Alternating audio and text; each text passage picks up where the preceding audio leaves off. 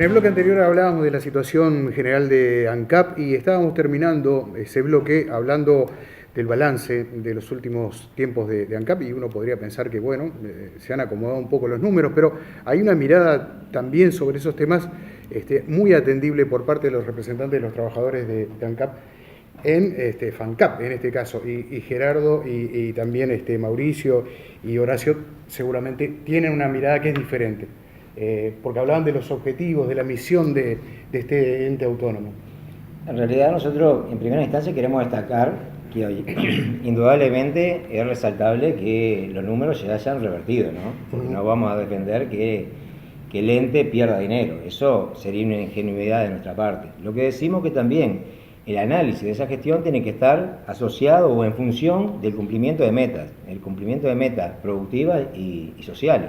Por ejemplo, ANCAP lleva adelante un proyecto agroindustrial, el proyecto social de ALUR, con el cual nosotros estamos muy consustanciados y nos sentimos orgullosos de él, pero en ese proyecto, por ejemplo, vemos que se está resquebrajando últimamente. Nosotros hemos estado en Bella Unión con los compañeros de UTAA, de SOCA, de los trabajadores de AgroALUR, y vemos que hay una situación que dista mucho de lo ideal. Hay muchos pequeños productores muy endeudados, y indudablemente las fuentes de trabajo como que están en riesgo. Hoy ya no es aquel proyecto inclusivo y que de alguna manera encuentra respuesta para todas las necesidades de esa zona, sino que tiene la necesidad de ser profundizado, de ser mejorado e incluso de ser complementado con otros proyectos productivos que de alguna manera permitan que todo ese espectro de la sociedad pueda encontrar otras soluciones, digamos, que no sean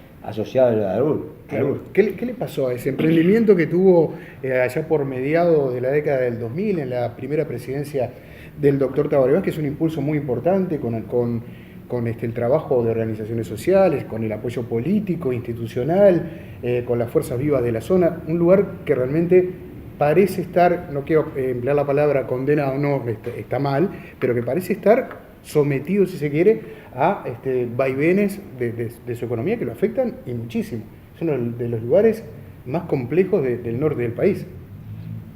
Sí, a ver, creo que el tema de Bella Unión y en particular toda esa zona, si uno mira los indicadores básicamente sociales, sobre todo los indicadores que tienen que ver con la pobreza, con el acceso a satisfacer determinadas necesidades, es una de las zonas más rezagadas de todo el país. Sí, está muy rezagada. Exactamente, o sea, los indicadores son bastante malos, eran muy malos en digamos, ahí a mediados del 2005, 2006, que es cuando se inicia, digamos, toda esta apuesta. Aún hoy, a pesar de la mejora, siguen estando por debajo, digamos, de los indicadores promedio nacionales. O sea, es una zona, digamos, de las más pobres del país en términos generales. Eso creo que parte también de una condición de una zona muy deprimida socialmente, muy deprimida económicamente en términos de emprendimiento. Creo que la apuesta de llevar adelante el proyecto de ALUR en ese momento implicaba tratar de reactivar y revitalizar la zona.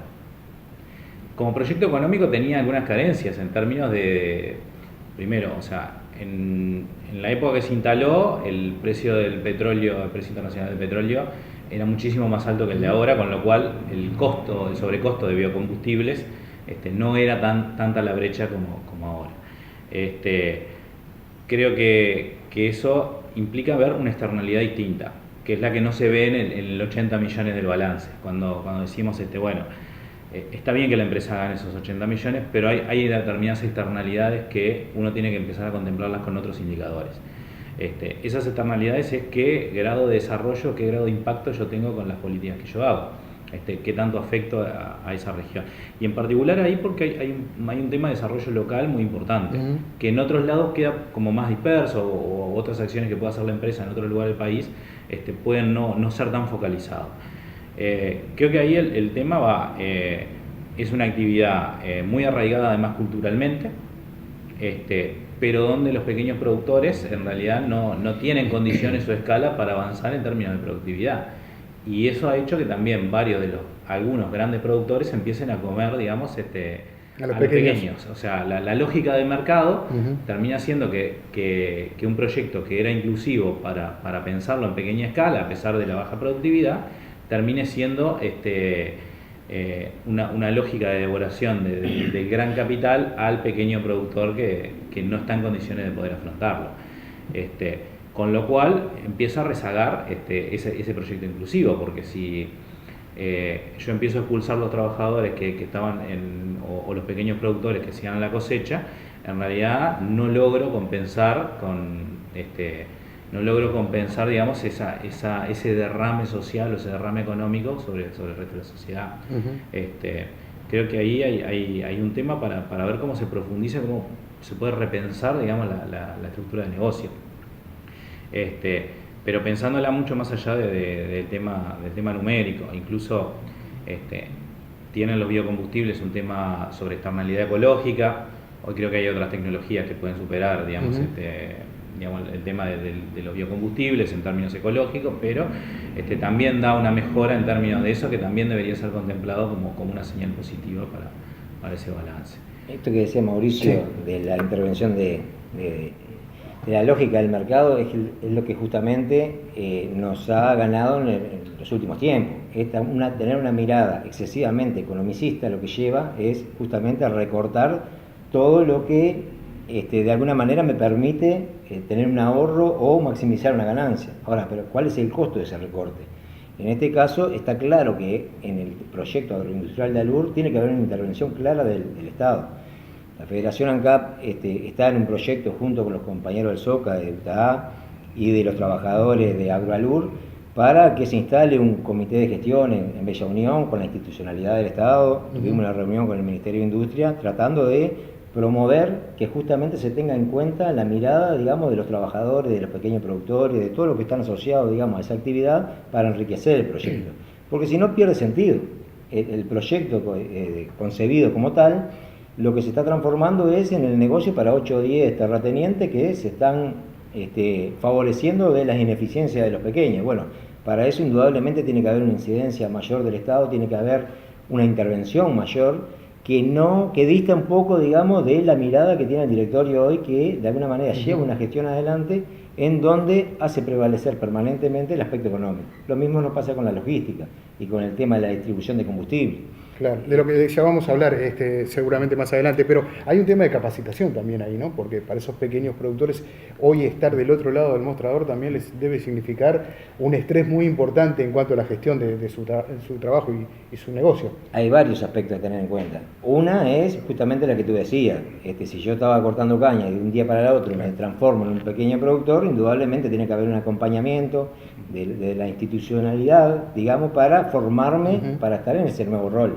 Y también tiene que haber un sostén desde el punto de vista de los servicios de dar vuelta a tierra, de cosechar, que eso lo hacía AgroAlur, pero en los últimos tiempos también por esta política de recorte se ha venido de alguna manera perdiendo presencia de AgroAlur como sostén de ese proyecto, y lo que están quedando esos pequeños productores de alguna manera a expensas de la ley del mercado, digamos. Los más grandes les brindan el servicio, los endeudan y después terminan quedándose con las tierras. Eso es lamentable. Claro, de la sigla que conforma ANCAP, ya hemos hablado del combustible, hemos hablado del alcohol, nos queda el polvo.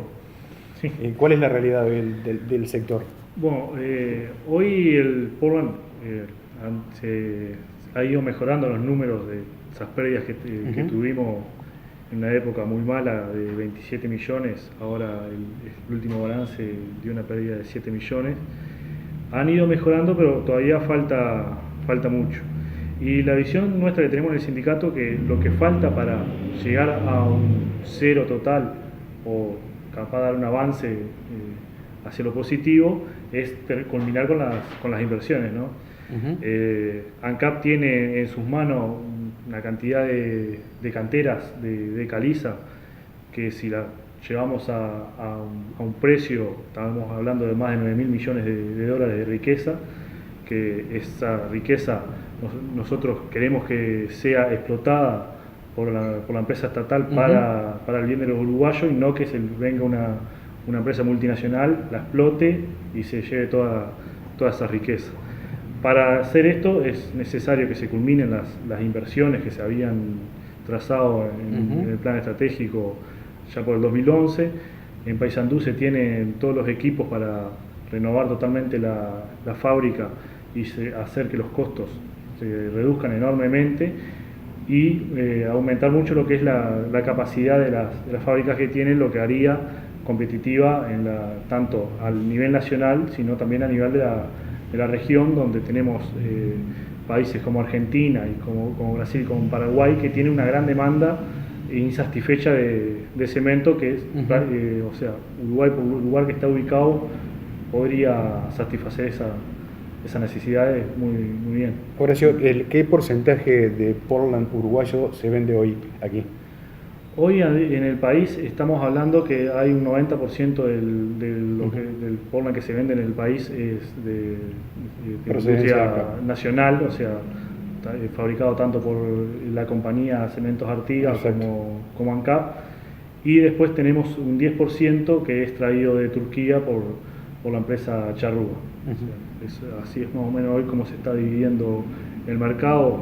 Ese 90% prácticamente se divide mitad y mitad entre las dos empresas que producen 100% aquí en el país, y bueno, el otro 10% es traído desde Turquía, con precios que al cemento nacional le cuesta mucho competir, porque estamos hablando de Turquía, es uno de los productores más grandes del mundo de cemento, por la situación también que está hoy esa zona. Tienen sobreproducciones que lo que hacen es venderlas a bajísimos precios y bueno, hoy en día está afectando un poco el mercado nacional. ¿Se exporta cemento, Portland uruguayo? Se exporta, sí. ¿A qué destinos? Principalmente Paraguay y Argentina son los dos destinos que se han exportado últimamente, también muy poco a Brasil, pero hoy en día el mayor consumidor es Paraguay, o sea, de lo que es cemento uruguayo. Bueno, vamos a dejar... Sí. No, me gustaría agregar ahí algo a esto del Portland. Nosotros estamos de alguna manera promoviendo un proyecto de ley que están llevando adelante algunos legisladores del Frente Amplio, la diputada Botino y un Pierre de La Valleja, que habla, digamos, de la asignación, digamos, para la obra pública. Para la obra pública. Es un proyecto, digamos, de compra pública que asegura que toda la obra pública se va a hacer con Portland 100% producido en el Uruguay. Eso hoy no ocurre en los hechos. No. Eso, hasta el año 2000 había, digamos, un decreto a través del cual toda la obra pública se hacía con Portland ANCAP. En el gobierno de Valle se dejó sin efecto y bueno, y ahora se estaría retomando con alguna variable, pero que para nosotros es una señal clara de defensa de la industria nacional. El 100% se haría con Portland nacional, del cual el 50% sería, digamos, con Portland ANCAP. Sí, parecería muy lógico, ¿no? Que si uno de los incentivos de la economía es la obra pública, que se haga con el Portland uruguayo. Vamos a dejar para el último bloque hablar del tema de la distribución, pero para este bloque, que todavía nos quedan algunos minutos, me gustaría que habláramos de un tema que no es menor y tiene que ver con la seguridad, ¿no? Se va a cumplir un año del fallecimiento, en realidad se cumplió, ya fue en enero de este año, de un fallecimiento de un trabajador de ANCAP en Terminal del Este. ¿Cómo están los temas de seguridad hoy?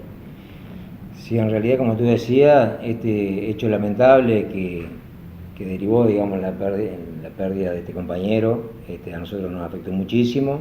Creemos que por parte de ANCAP no ha variado mucho la mirada y la política en ese sentido, pero bueno, ahora, justamente en el día de hoy, estuvimos en un Consejo Federal considerando la posibilidad de sumarnos a una campaña de concientización en materia de seguridad industrial en conjunto con la Administración. Creemos que este tema tiene que estar por encima de cualquier conflicto eventual que podamos tener, tiene que ser tomado como de importancia superior, porque indudablemente del involucramiento y del compromiso de los trabajadores en tener conocimiento, digamos, de la normativa. Hoy existe en el Uruguay normativa muy clara al respecto, ya sea a través de lo que es el convenio 155 de la OIT, que está refrendado por una ley en el Uruguay y reglamentado en diferentes decretos, uno de ellos es el 291. Nosotros en algún momento le hicimos propuesta a la Administración de hacer talleres, de hacer capacitación, Esto tiene que ser indudablemente acompañado por un compromiso muy grande por parte de la organización sindical y también de la administración, porque indudablemente todo lo que hagamos en este sentido va a ir en favor, digamos, del cuidado de la salud y no solo tiene que ver con el uso del casco, del zapato, de los lentes, sino también con un cambio cultural que va más allá de los elementos de seguridad, sino también en lo que tiene que ver con lo psicológico, digamos, con el medio ambiente laboral, físico y psíquico. Supongo que también estará, en este caso la FANCAP, ocupada de temas que tienen que ver con el futuro del empleo, o el empleo del futuro, algo que también hoy ya es un tema de campaña y de que, por ejemplo, acá en este programa hablamos constantemente porque tiene que ver con la realidad de todos los uruguayos, ¿no?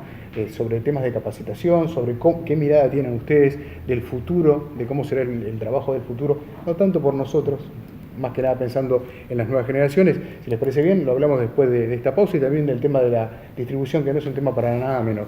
Una pausa y ya venimos.